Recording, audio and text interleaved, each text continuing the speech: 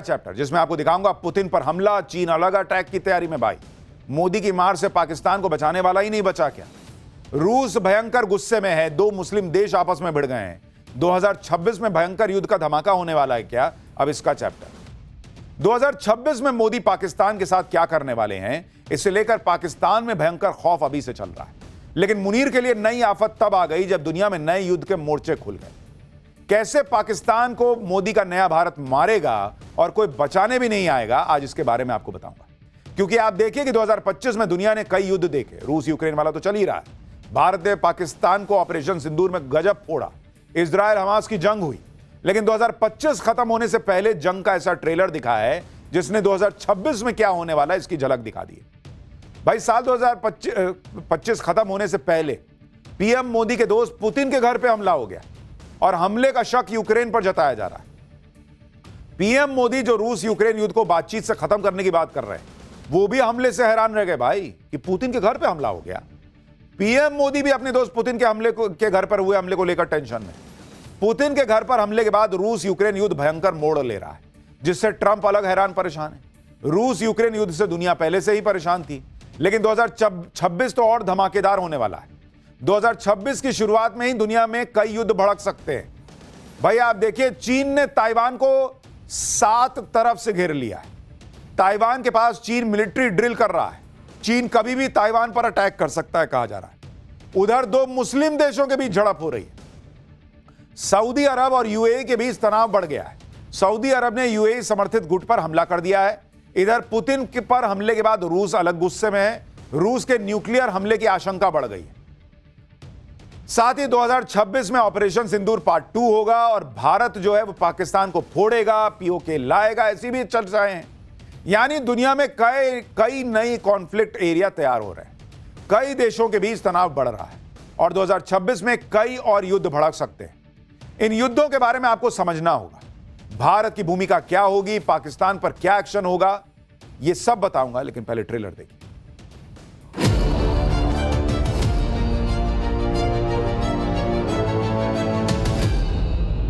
हमारी लगातार चर्चा होती रही है। एक सच्चे मित्र के रूप में हमें सभी चीजों से अवगत कराया। Told me about early in the morning. He said he was attacked. That's no good. And he hasn't told me anything about it. I certainly have seen it.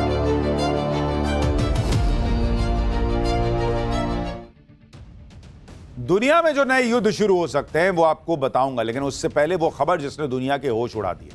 रूस और यूक्रेन का युद्ध रुकवाने की कोशिश के बीच ऐसा कांड हुआ जिससे न्यूक्लियर अटैक का खतरा बढ़ गया है। 29 दिसंबर यानी कल रात को रूस के राष्ट्रपति पुतिन के घर पर हमला कर दिया गया। इसकी पुष्टि खुद रूस ने की है। इस हमले में आरोप यूक्रेन पर लग रहा है। पुतिन दुनिया के सबसे शक्तिशाली नेताओं में से एक हैं और उनके घर पर हमला कोई छोटी घटना नहीं है। इस हमले के बाद रूस गुस्से से तिलमिला गया। वहीं ट्रंप अलग हैरान परेशान है कि यह क्या हो रहा है भाई। प्रधानमंत्री मोदी भी पूरी घटना पर नजर बनाए हुए हैं। पुतिन के घर पर हुए हमले का आरोप रूस ने यूक्रेन पर लगाया है। रूस के विदेश मंत्री ने कहा कि यूक्रेन ने रात में 91 लंबी दूरी के यूएवी से रूस के नोवगोराद इलाके में पुतिन के सरकारी आवास पर हमला किया। रूस के एयर डिफेंस ने सभी यूएवी को इंटरसेप्ट करके उन्हें नष्ट कर दिया। इस हमले में किसी भी तरह का कोई नुकसान नहीं हुआ है, लेकिन हमले के बाद अब यूक्रेन पीस डील पर रूस दोबारा विचार करेगा। आपको पुतिन के घर की सैटेलाइट इमेजेस दिखा रहा हूं।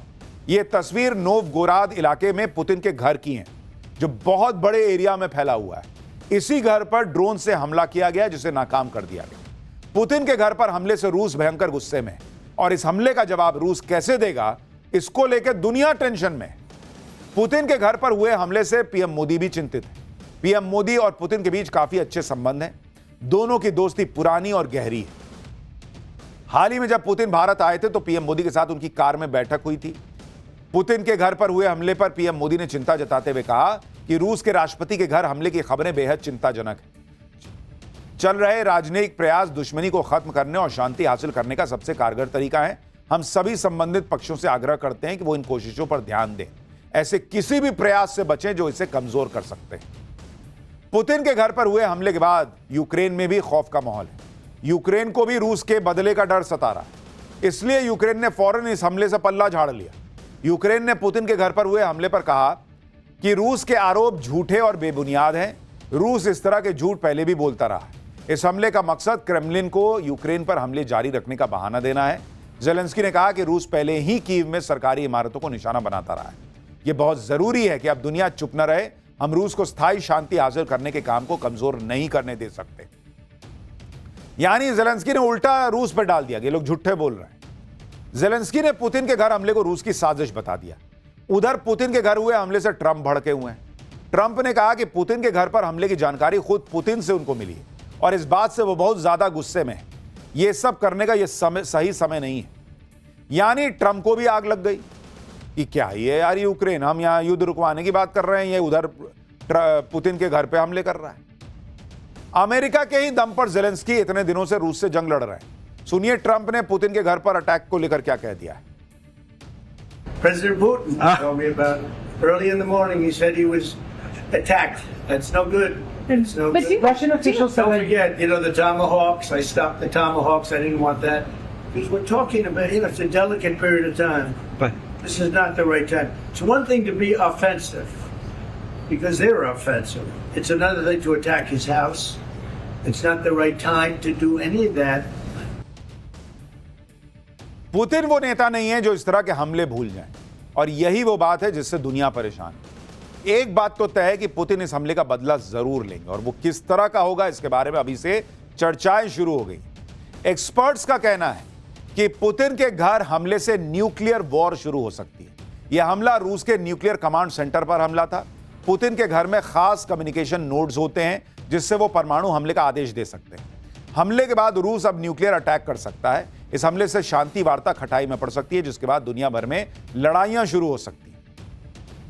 पुतिन के घर पर हमला चाहे यूक्रेन ने किया या किसी और ने किया, एक बात तो तय है कि अब पुतिन को रोकना बहुत मुश्किल होगा। पुतिन ने रूस के सबसे खतरनाक एयर डिफेंस सिस्टम को एक्टिवेट कर दिया है। अगर पुतिन परमाणु हमला करते हैं तो उस पर अमेरिका भी रिएक्ट करेगा। अमेरिका की एयरफोर्स के खिलाफ पुतिन ने सबसे latest S-500 air defence system activate कर दिया है। आप देखिए कि S-500 सबसे ताकतवर और बेहद खतरनाक एयर डिफेंस सिस्टम है। इसे 5th जनरेशन फाइटर जेट और हाइपरसोनिक मिसाइलों को रोकने के लिए बनाया गया। S-500 अमेरिका के स्टील्थ जेट F-22, F-35 और बैलिस्टिक मिसाइलों को भी गिरा सकता है। S-500 अपने टारगेट को 600 किलोमीटर पहले एंगेज कर लेता है और 500 किलोमीटर पहले मार गिराता है। यानी पुतिन ने रूस का एयर डिफेंस एकदम अभेद्य बना दिया है, जिसके बाद पुतिन अब कोई बड़ा फैसला ले सकते हैं। लेकिन कहां तो रूस यूक्रेन युद्ध रोकने की बातें हो रही थी और कहां अब यह युद्ध और भड़कता दिख रहा है। इसी बीच नई आफत है कि यूक्रेन युद्ध तो रुक नहीं रहा, दूसरे युद्धों की आहट आ गई है। नए वॉर फ्रंट खुल रहे हैं। इसमें नया वॉर फ्रंट है चीन और ताइवान का। चीन और ताइवान के बीच पुरानी लड़ाई है। ताइवान खुद को अलग देश बताता है। चीन का कहना है कि अरे ताइवान तो उसका हिस्सा है। लंबे समय से दोनों के बीच संघर्ष होता रहा है, लेकिन अब आशंका जताई जा रही है कि चीन नए साल यानी 2026 में ताइवान पर अटैक कर देगा। चीन की सेना ने ताइवान को घेर के सैन्य अभ्यास शुरू कर दिया है। चीन की यह मिलिट्री एक्सरसाइज ड्रिल ताइवान को चारों तरफ से घेर के हो रही है। ताइवान चारों तरफ से समुद्र में घिरा हुआ है और उसी समुद्र में चीन की जो सेना है वो मिलिट्री एक्सरसाइज कर रही है। चीन ने ताइवान को जिस तरह से घेर लिया है उस तरह की मिलिट्री एक्सरसाइज चीन ने पहले कभी नहीं की। कई लोगों को ऐसा लग रहा है कि चीन इस बार युद्ध करके ही मानेगा। चीन ने खुद इसका वीडियो जारी किया। ये तस्वीरें चीन ने जारी की हैं। इसमें चीन की सेना मिलिट्री एक्सरसाइज करते हुए दिख रही है। खास बात यह है कि चीन इस एक्सरसाइज में ड्रोन, ह्यूमनॉइड और रोबोट्स का जमकर इस्तेमाल कर रहा है, यह भी कहा जा रहा है। कुछ हालांकि AI जनरेटेड वीडियोस भी लग रहे हैं। यह नेक्स्ट लेवल वॉर एक्सरसाइज की तरह है। आप देखिए कि चीन ने इसके लिए कितनी फोर्स उतारी हुई है। चीन के इस सैन्य अभ्यास का नाम जस्टिस मिशन 2025 है। इसमें आर्मी, नेवी, एयरफोर्स और रॉकेट फोर्स शामिल है। वॉरशिप, फाइटर जेट, बॉम्बर मिसाइलों का इस्तेमाल हो रहा है। समुद्री और हवाई टारगेट को निशाना बनाने का अभ्यास किया जा रहा है। बंदरगाहों की नाकाबंदी कर दी गई है। बाहरी दखल को रोकने का भी अभ्यास हो रहा है। चीन जस्टिस मिशन 2025 में अपनी पूरी ताकत दिखा रहा है। चीन के इरादे बहुत खतरनाक लग रहे हैं। चीन की इस मिलिट्री ड्रिल से ट्रंप भी हैरान है। हालांकि ट्रंप का कहना है कि जिनपिंग के साथ बहुत अच्छे रिश्ते हैं और जिनपिंग ताइवान पर हमला नहीं करेगा। Well, I have a great relationship with President Xi, and he hasn't told me anything about it. I certainly have seen it, but he hasn't told me anything about it. And I don't believe he's going to be doing it. No, nothing worries me. Nothing. इनको आजकल कोई कुछ बताता है, Putin के घर पे हमला हो गया, इनको बता के हुआ था क्या? चीन इनको बता के करेगा कि मैं ताइवान को ठोकने जा रहा हूं। चीन ने किस तरह से ताइवान की घेराबंदी की है आपको देखना चाहिए। ये मैप देखिए, इसमें ताइवान को के चारों तरफ से चीन की मिलिट्री एक्सरसाइज होती दिख रही है। ये वो जोन है जो चीन ने बनाया है। लाल रंग वाले जो आप जोन देख रहे हैं, आप देखिए ना, 7 जोन है। लाल रंग वाले जोन में चीन की सेना एक्सरसाइज कर रही है। हल्के नारंगी रंग वाले जोन को चीन ने वार्निंग जोन घोषित कर रखा है, और यह सब ताइवान की एयर डिफेंस लाइन के अंदर हो रहा है। यानी चीन की सेना ताइवान के एयर डिफेंस रेंज के अंदर घुसकर लाइव फायर ड्रिल और कॉम्बैट एक्सरसाइज कर रही है। और अब आप बताइए, यह हड़काने जैसा नहीं है कि आप पूरे चारों तरफ से घेर लिए, 7 जोन बना दिए, अब वहीं एक्सरसाइज कर रहे हैं, दूसरी जगह नहीं कर सकते थे। अगर चीन ताकतवर है और अपनी ताकत दिखा रहा है, तो ताइवान कम है। ताइवान भले ही चीन के मुकाबले बहुत छोटा है, लेकिन चीन के जवाब में ताइवान ने भी कमर कस ली है। चीन की कार्रवाई के जवाब में ताइवान ने भी काउंटर कॉम्बैट एक्सरसाइज शुरू कर दी है। ताइवान के रक्षा मंत्रालय ने कहा है कि उनकी आर्मी, नेवी और एयरफोर्स पूरी तरह से तैयार है, अलर्ट पर है, शॉर्ट नोटिस पर पलटवार करने के लिए तैयार है। वहीं चीन की मिलिट्री एक्सरसाइज पर ताइवान ने कहा कि चीन उकसावे वाली हरकतें कर रहा है, ताइवान किसी के दबाव में न आने वाला। चीन ने ताइवान की घेराबंदी कर दी है, पूरा फोकस उसका ताइवान पर है, और इसी बात से पाकिस्तान की हालत खराब हो रही है। भाई, पाकिस्तान अभी तक ऑपरेशन सिंदूर में हुई पिटाई को भूला थोड़ी है। ऑपरेशन सिंदूर के दौरान चीन ने पाकिस्तान की मदद की थी। अब यह अलग बात है कि चाइनीज हथियारों के बाद भी पाकिस्तान बुरी तरह से पिटा। अब चीन ने अगर अपना नया फ्रंट खोल लिया, वो ताइवान के खिलाफ अग्रेसिव हो रहा है, चीन की सेना भी ताइवान को घेर रही है, और अगर वहां युद्ध हो गया तो मुनीर और शहबाज को डर सता रहा है कि अगर भारत ऑपरेशन सिंदूर पार्ट 2 एक्टिवेट करेगा तो पाकिस्तान के साथ कोई खड़ा होगा भी या नहीं होगा, क्योंकि पीएम मोदी कह चुके कि ऑपरेशन सिंदूर तो स्थगित है, बंद तो हुआ नहीं। यानी भारत 2026 में कहीं ऑपरेशन सिंदूर 2 शुरू कर देगा, इसको लेकर पूरी आशंका है। भारत के टारगेट पर पीओके और वहां के आतंकी ठिकाने हैं। पाकिस्तान को डर है कि भारत कहीं पीओके पर हमला न कर दे। ताइवान में उलझा चीन भी पाकिस्तान की मदद नहीं कर पाएगा। अच्छा, मुनीर और शहबाज का सबसे बड़ा डर यह है कि अगर चीन ने मदद नहीं की तो क्या होगा। मुनीर तो पहले से इतना डरा हुआ है कि बुलेट प्रूफ जैकेट पहन के घूम रहा है। शहबाज भी अपने लिए बंकर का इंतजाम कर चुके होंगे, क्योंकि भाई राष्ट्रपति वहां के कहते हैं कि बंकर में छुपने की नौबत आ गई थी जब पार्ट 1 हुआ था। अच्छा, पाकिस्तान के लिए आफत सिर्फ यह नहीं कि इस समय चीन उलझा हुआ है। पाकिस्तान के लिए आफत यह है कि जिन अमीर मुस्लिम देशों के पास भिखमंगा पाकिस्तान कटोरा लेके भीख मांगने जाता है, वो अमीर मुस्लिम देश भी आपस में भिड़ रहे हैं। इस वक्त 2 मुस्लिम देश, सऊदी अरब और यूएई, आपस में भिड़ गए, और इनके बीच में पाकिस्तान पिस रहा है। पाकिस्तान की मुश्किल बताऊंगा, लेकिन पहले सऊदी अरब और यूएई के बीच लड़ाई क्यों है वो समझिए। 2026 में जो नए युद्ध भड़क सकते हैं, उसमें सऊदी अरब और यूएई की लड़ाई भी हो सकती है। सऊदी अरब ने यमन में यूएई के समर्थन वाले एक गुट के हथियारों की खेप पर हमला कर दिया। सऊदी अरब ने जो हमला किया, ये उसकी सैटेलाइट तस्वीरें हैं। इसमें एक बंदरगाह है, इसमें एक बंदरगाह पर शिप से कुछ गाड़ियां उतर रही हैं। सऊदी अरब का आरोप है कि शिप में हथियारों की खेप आई थी, जिसे उसने बम से उड़ा दिया। सऊदी अरब ने यह हमला यमन के मुकल्ला में किया, जो एक पोर्ट सिटी है। हमले के बाद वहां तबाही के निशान साफ देखे जा सकते हैं। सऊदी अरब और यूएई के बीच टकराव की वजह यमन है। यमन के हूती विद्रोहियों के खिलाफ सऊदी अरब लगातार कार्रवाई कर रहा है। यमन में हूती विद्रोहियों का एक गुट सर्दर्न ट्रांजिशनल काउंसिल यानी एसटीसी, जिसे यूएई का समर्थन है।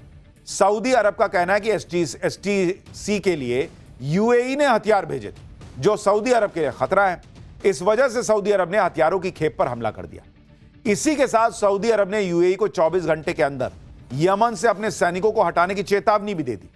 वहीं यूएई ने कहा कि जिस खेप पर हमला किया गया उसमें तो उसका हथियार ही नहीं था। इसके बाद दोनों के बीच तनाव बढ़ गया है कि काहे फोड़ दिए जब मेरा हथियार नहीं था। वो कह रहा तुम अपना सैनिक हटाओ। सऊदी अरब और यूएई के बीच जंग जैसे हालात पर पाकिस्तान फंस गया, क्योंकि दोनों ही मुस्लिम देश हैं। पाकिस्तान इन दोनों से भीख मांगता है। अब मुनीर एंड गैंग के सामने दिक्कत यह है कि वो समर्थन किसका करेगा। सऊदी अरब का करेगा तो यूएई बुरा मान जाएगा, यूएई का करेगा तो सऊदी अरब नाराज हो जाएगा। यानी आप देखिए कि एक तरफ पुतिन भयंकर गुस्से में है, चीन ताइवान के बीच कभी भी कुछ भी हो सकता है, 2 मुस्लिम देश आपस में भिड़ रहे हैं। यानी नए साल में धमाकों की पूरी रेसिपी तैयार हो चुकी है। इधर एक और मुस्लिम देश ईरान में भयंकर प्रोटेस्ट चल रहे हैं। पाकिस्तान के पड़ोस में ईरान की इस्लामिक सरकार के खिलाफ लाखों लोग सड़क पर उतर आए हैं।